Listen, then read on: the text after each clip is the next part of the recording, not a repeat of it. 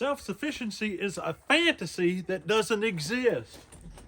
That might come as a total shock to you, coming from somebody that just spent a lot of money to get water piped up from a spring to where he could have water flowing without any help from the government or from the water company. When you hear homesteaders by and large talk, they say these phrases such as, don't trust the government, stockpile food, stockpile arms and ammunition, and on the story goes. Is all that bad? No, it is not. But does that create in you a total self-sufficiency? No, it does not. I'm going to talk about that today. Some of you have been asking me how this holds up in the winter, because back in the summer I got this flowing, and the thought was in the wintertime, we don't know how it's going to work. Well, it was 20 degrees last night. This never stopped flowing. The coldest we got was 10 degrees, and I wasn't able to test it out because our water level was so low. We were so dry that my tank would not fill up fast enough to keep the pump going, and then it would just run out, air would suck in, and then the pump would just go open and no water would be pumped. So I wasn't able to test it at that time. I tried to drain the system, and if you follow the channel, you know I busted part of the pump. But we've got it fixed, we've got it running. It rained a lot. Now we've got water flowing 24/7. 20 degrees doesn't hurt it a bit. We're going to find out soon, probably, if it'll flow in the teens. There are a ton of motivating factors why people get into this homestead lifestyle and why they want to be self-sufficient. In my opinion, the number one factor that gets people involved is fear.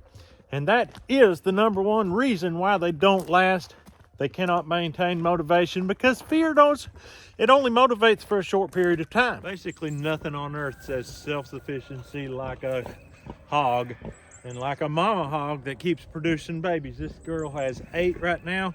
In my last video, the first of the year video, when I was showing you my pigs, talking about how I'm going to revamp my pasture here, probably get different kind of pigs.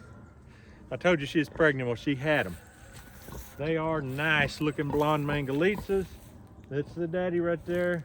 He ain't always nice. He likes to get her up and see if she might just be receptive to the old boy, which ain't nice. Big old 600-pound brute. But even in pig raising, you're not 100% self-sufficient.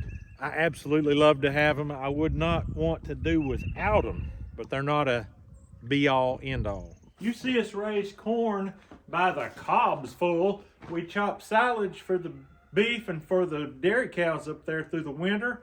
You see us do that. That's a lot of work. We've got this here completely full to the brim with shelled corn. That's going to be our pig feed, and we'll probably grind some of that in with our ear corn to stretch that out for our beef.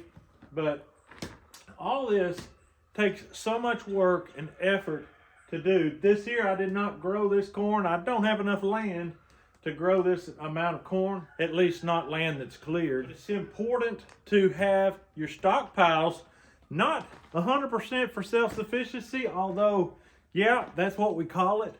Really what it is to keep us from being vulnerable. When it boils right down to it, vulnerability is the key. Nobody wants to be vulnerable. I don't want to be vulnerable. But is that coming from a sense of fear, or is that just being responsible and taking care of business so you can live your life? I had to put a tarp over my ear corn here because squirrels kept getting into it day after day. Every time I'd drive in from work or from wherever, they'd just run out of here like scared rabbits. And as you see, there's still some corn here. I don't know how many squirrels we have eaten just simply because they were coming in here eating our corn. Squirrels are good. I like to eat them. I don't want them eating all my corn up. Here's my silage pile. I told you earlier that I was going to give you an update. I wish you could smell this. Talk about a good smell. Silage. So we got into the pile further now, as you can see. They're using several wheelbarrow loads every day. The rod is only about 5-6 inches, and the rest here is so good. And it's not hot. Last year we had heat in it. It's not hot at all. Absolutely gorgeous. Makes me wish I was a cow. I'm a little bit concerned because it is going away pretty fast. I'd say this is half gone. There's been a little bit of waste. We had a little bit of mold, but only around the outside edges. So it's pretty much the same as normal. The thing about silage is oxygen is not good for it. It's best to keep it covered up when you're not using it.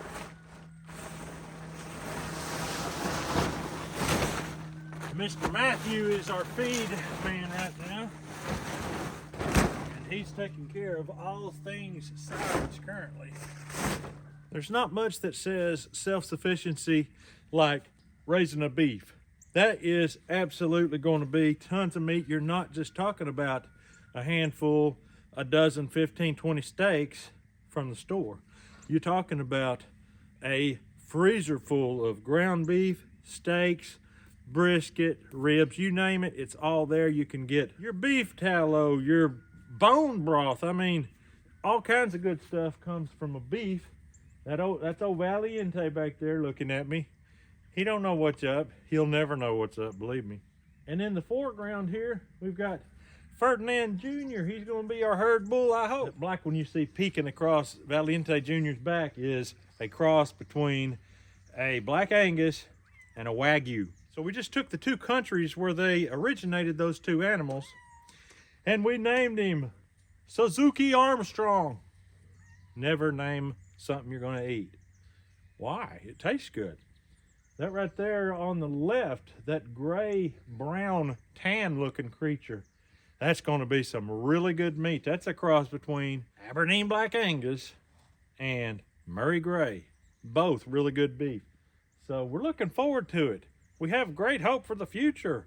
We are going to be eating carnivore lifestyle, baby. And if you're talking about self-sufficiency, Cat, you're messing. You are really, really moving my tripod around. Having mouse getters are good if they'll get them. But when it comes to self-sufficiency, you cannot supersede the self-sufficiency of a milk cow. That's just absolutely, hands down, in my opinion, the most self-sufficient thing ever.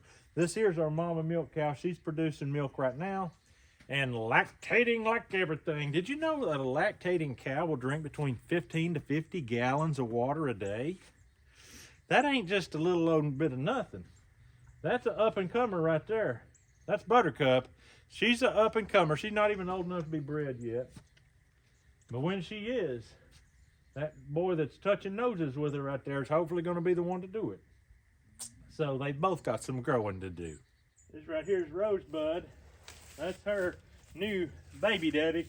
That's old Bubs, I think they call him. He belongs to our neighbor. That one staring back behind is the next up-and-coming milk cow. She's supposed to have her baby this month. This is January. She's supposed to have it soon. So by the time this video comes out, she may have it. And we're really looking forward to that. There's only one thing on Bubs' mind. I don't know why. Yeah, I do know why. But hey, there's only one thing on his mind, but that's why he's here. That's his job, okay? He takes his job seriously. It's not time for you to do your job yet. She has a baby in her.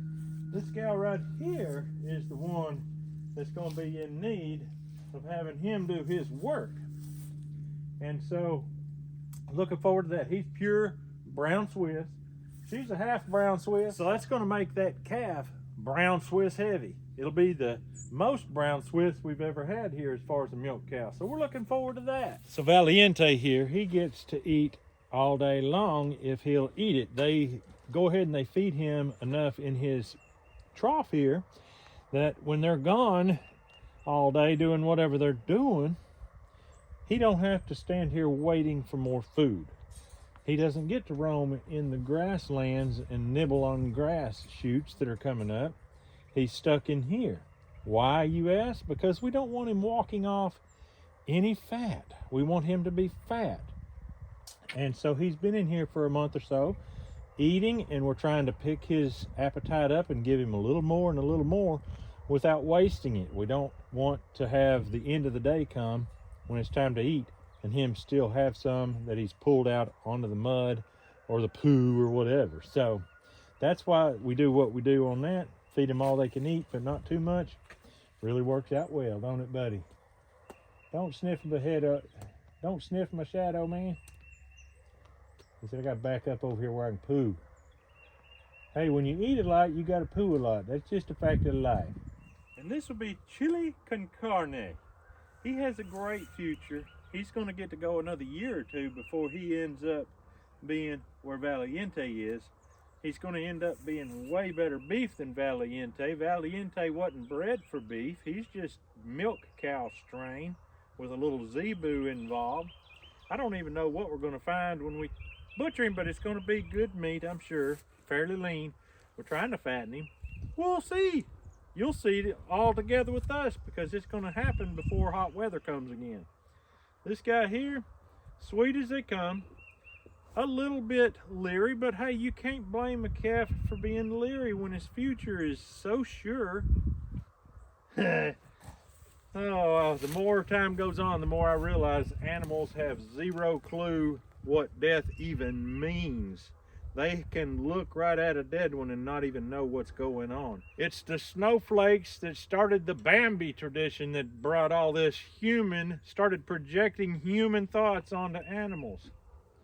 You can project it, but that don't mean it's true, is it? Huh?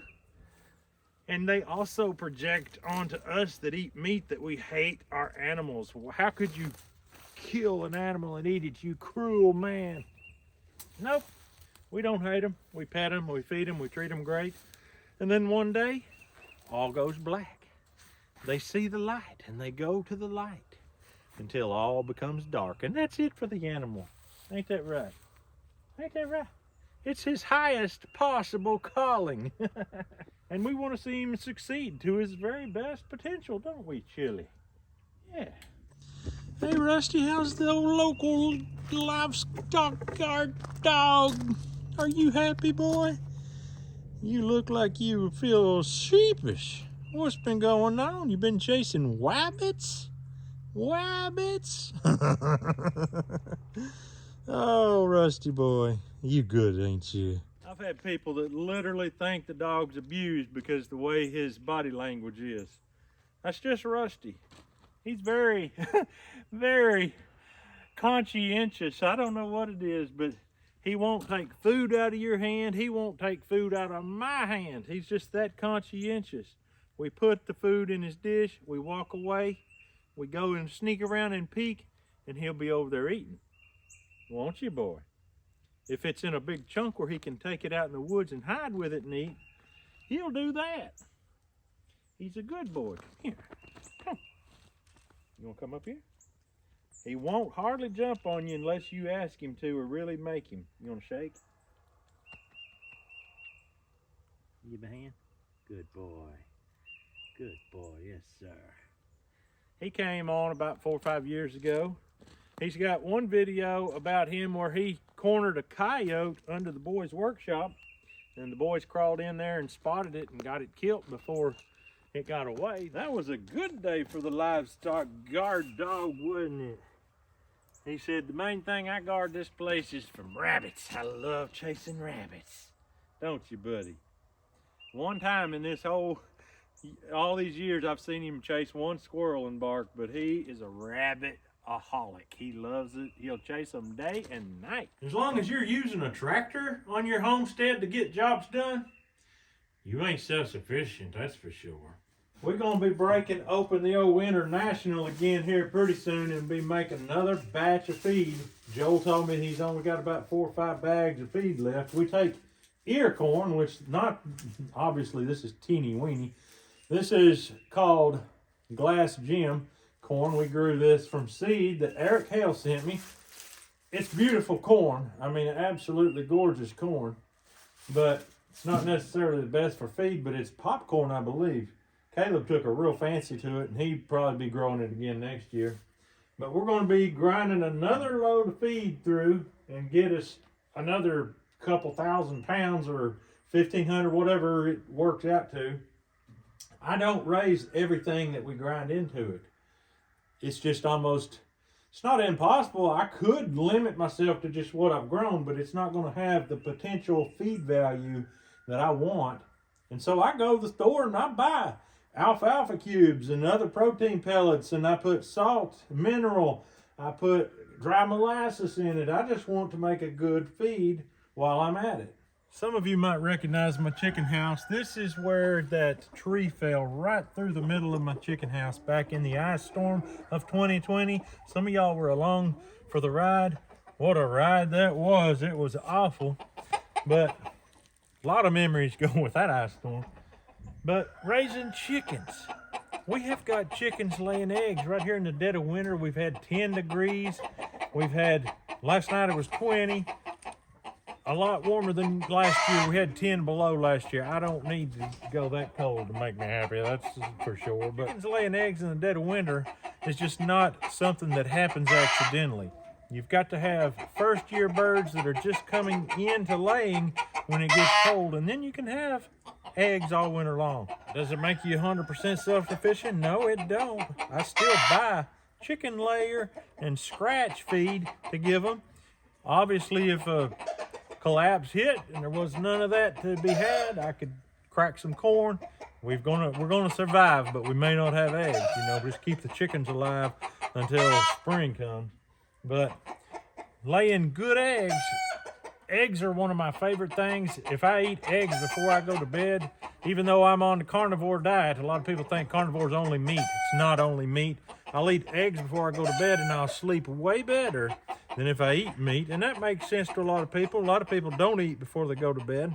Sometimes I don't eat before I go to bed, but usually I do. Look at old Hambone over there laying down in the sun. They said that sun is so good. Hello. Howdy. Future yum yum. Maybe you saw us build this greenhouse for my daughter Mary. That really helps to be able to start your own plants from seed, especially if you do an heirloom and you're saving your own seed. That's something that you have to learn how to do. You can't just take a tomato and put it in the ground and expect to do any good. You got to know how to save the seed from year after year. And if you're living this lifestyle, you've probably considered heirloom varieties. Maybe you haven't. Maybe you're still in all the hybridization and all that. And I'm not against hybridization. I hybridize my own corn, but there's something to be said for keeping that heirloom variety. Even if it's crossed with another heirloom to hybridize it, it's still an heirloom. It's still something that's open pollinated and you can grow it yourself. It's not all about keeping everything just so-so. It's about survival. It's about living off the land as best you can. I'm a carnivore now. I don't eat out of the garden anymore. The whole garden season of 2024, I probably didn't eat more than maybe one bite out of the garden. 99% of people aren't going to be living like I do, and even my family doesn't. So this is very helpful. I don't know how the garden and the greenhouse is all going to pan out in the coming year, because Mary's getting married. I mean, it's in her name, but she's getting married. She's not going to live here anymore after that. We only have just a few more months with her here. So there's going to be a chapter turning the page here. I don't know, is one of the boys going to take this over? Is Cynthia, my wife, going to take it over? I don't know. Living a pretty much off-grid lifestyle, firewood is an absolute necessity. You don't come into winter and not have your wood supply up. That's just a no-brainer. If you're going to be burning wood, you got to have dry wood. You don't take fresh wood cut out of the woods, throw it in a wood stove and think you're going to heat your house. It ain't happening. You might survive, but you could survive in a house without a stove, period. If you're wanting to live comfortable, not clog your stovepipe up with creosote, and at least have a halfway decent life, you got to have some dry wood, especially when you're getting down in the single digits. But the 20s is awfully cold too if you don't have a good fire going.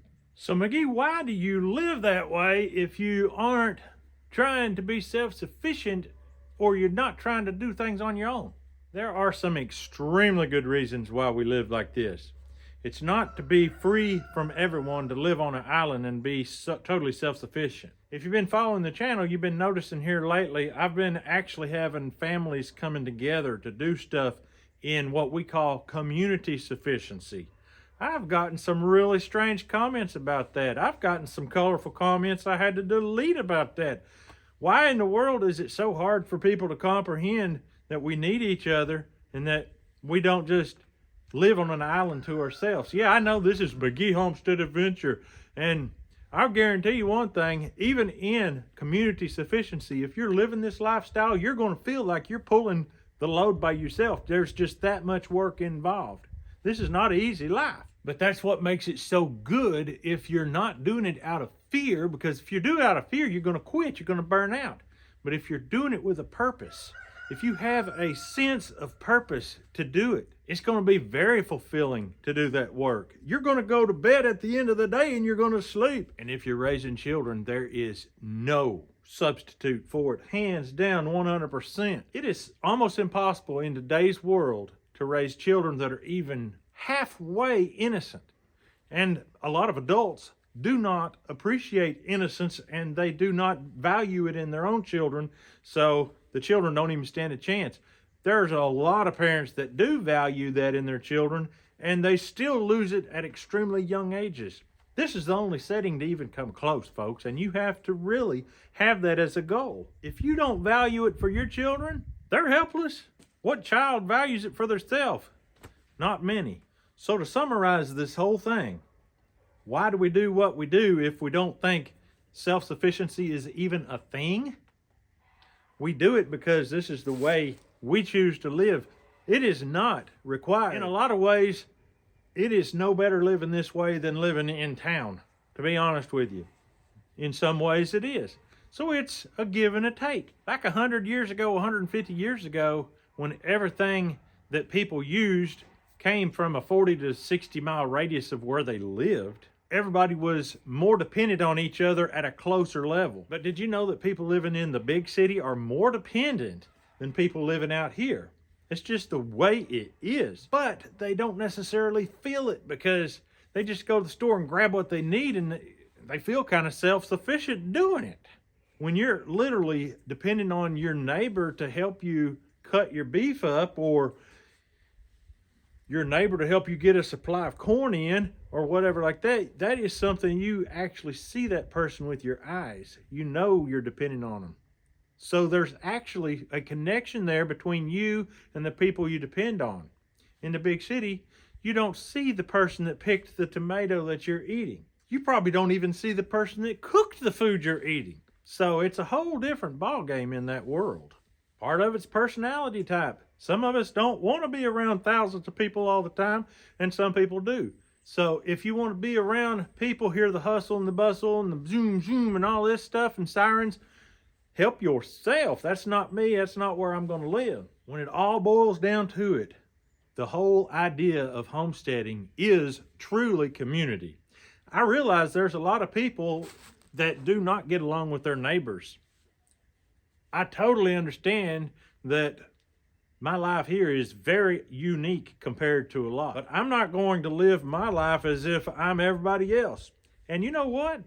There's a lot of give and take when it comes to having good neighbors. It's not all about me. It's about helping them. And believe me, I have had some doozies of neighbors. I am very blessed to have the ones I have now. You can't change a neighbor that wants to hate you. You can't do it. You can pour blessings on them. You can try, but you ain't going to change them if they want to hate you. There's some people that just simply thrive on hating neighbors. So hopefully that's not you. Hopefully that's somebody else. If that's you, you need to change, because you'll never have community around you. You will always be on an island and be dependent on people you can't even see. But I can promise you this, you will be dependent on somebody. It pays to have a good attitude, be sweet, be nice, help people when they need help, and use a little common sense. Be insensitive to people and just blunder over everything. I mean, use a little bit of self-control and a little bit of common sense. think about, how would I want to be treated? You know, there's so many people that don't even consider how they would feel if they did what they were doing to somebody else, if that was being done to them. Unbelievable. So don't blame nobody if you are that way and you don't have no good neighbors, okay? Don't blame nobody. But if you're going to live as self-sufficient as possible, it's going to take basically a community to do that. You aren't going to be able to do it on an island. And if you think you are, good luck, because you're going to have some back-breaking days that are going to end in misery, because you're going to find out you aren't as self-sufficient as you thought you were. Nobody can do it all, not even the great Micah McGie. Micah McGie don't think he's great. He just makes videos to show what a common, ordinary person can do. I'm really excited that people are coming on board and enjoying the videos, and you can bet that I'm going to use my voice to promote what I see as being positive and being good. I'm not going to use my voice as a fear factor. I'm not going to use my voice to make people panic. There is no way, I don't care how self-sufficient you are, we are not in control. We're not. Anything could happen. The economy, political, safety of our country, we aren't in control of that. A lot of y'all don't even believe in God. And I can understand why you would want to feel like you have to be in control. Those of us that believe in God, that know for a fact that He's in control, and we don't try to second guess God, and we live according to His rule book, that gives a lot of peace. You can go to bed and sleep at night and just leave it on Him. That's His job. You heard the phrase, that sounds like a you problem.